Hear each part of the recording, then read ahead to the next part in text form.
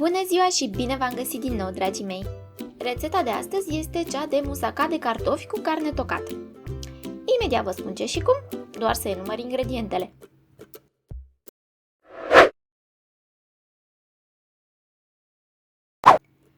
Un kilogram 200 de cartofi fierți în coajă și răciți, 600 de grame de carne tocată vită sau vită cu porc, 50 de ml de ulei de măsline, o ceapă de 100 de grame, 350 de ml roșii pasate din conservă, o lingură mică de pastă de tomate, cimbru, 2 căței de usturoi, o linguriță de boia dulce, sare, piper, 150 de grame de smântână grasă, 250 de grame de cașcaval afumat ras, un ou, unt pentru uns tava, opțional 150 de grame de fond de vită brun, proaspăt sau congelat și încă 2 ouă.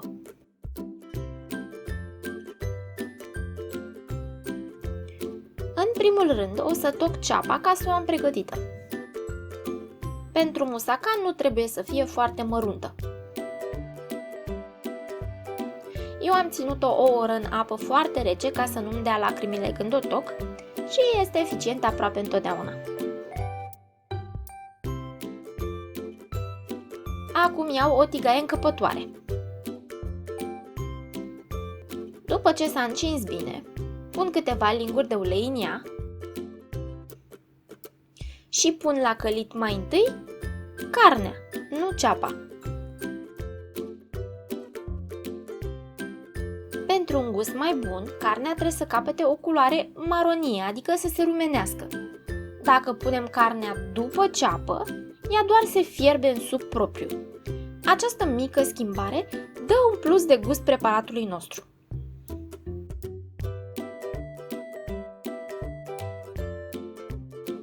După ce carnea s-a rumenit, adăugăm cei 2 căței de usturoi,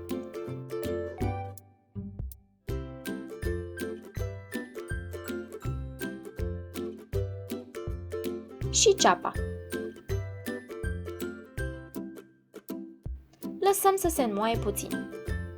Dacă vrem să mărim conținutul de legume al musacalei, se mai poate adăuga în acest moment un morcov mare și o bucățică de țelină rase. Apoi adăugăm sucul de roșii,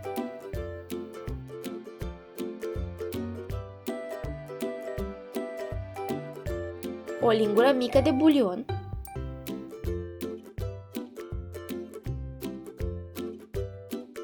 aici am 150 de grame de fond de vită congelat, acela despre care v-am vorbit și la rețeta de mici. Dacă nu-l aveți, înlocuiți cu apă.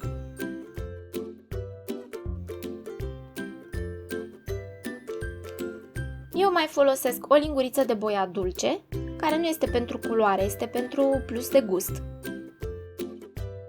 Cimbru, cam tot o linguriță.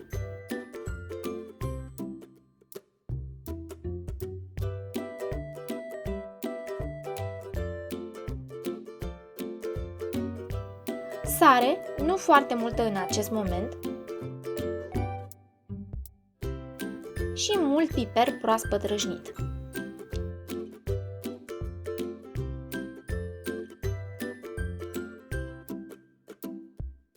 Acum o să las sosul să scadă.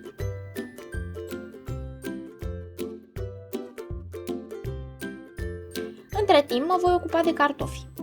I-am fiert în coajă de vreo 2 ore și am lăsat să se răcească complet. Pun la treabă aparatul de ou fierte ca să-i feliez.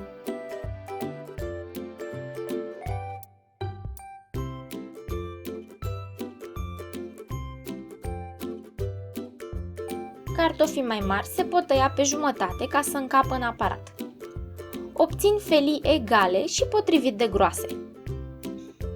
Dacă preferați felii mai subțiri, ori îi tăiați manual pe aceștia, dar se cam sfărâmă, ori îi feliați subțire cruzi și îi prăjiți sau îi coaceți la cuptor cu puțin ulei, caz în care veți avea nevoie de mai puțin de 1 kg de cartofi. Ung bine un vas dreptunghiular de 30 pe 20 de centimetri cu unt.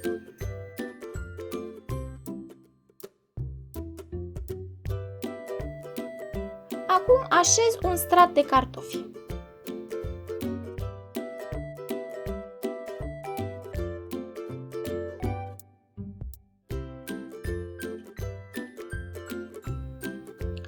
Între timp, sosul de carne a scăzut și este gata.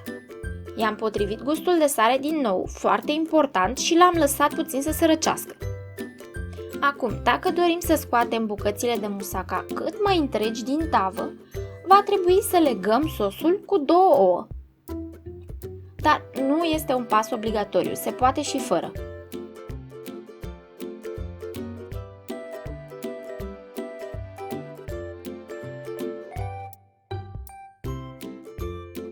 Punem tot sosul în tavă peste cartofi.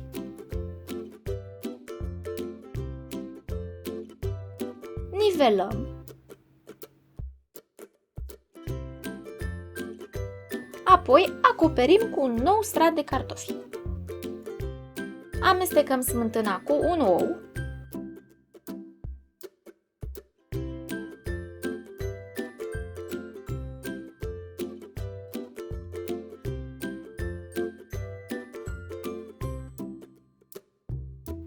O punem deasupra musacalei.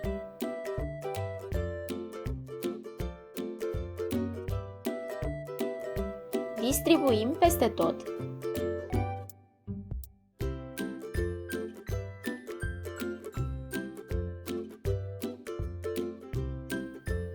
Și acoperim cu un strat generos de cașcaval afumat. Dacă n-ați încercat niciodată această rețetă cu cașcaval afumat, vi-l recomand cu căldură. Este delicios! Dăm la cuptor la 180 de grade, aproximativ 40 de minute sau până când devine rumenă și frumoasă.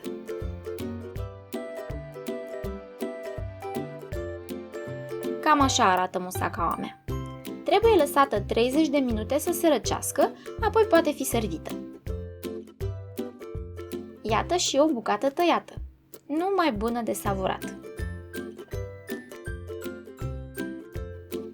Dragilor, asta a fost tot pentru astăzi. Dacă v-a plăcut rețeta, nu uitați să-i dați un like și să vă abonați pentru mai multe rețete delicioase. Poftă bună!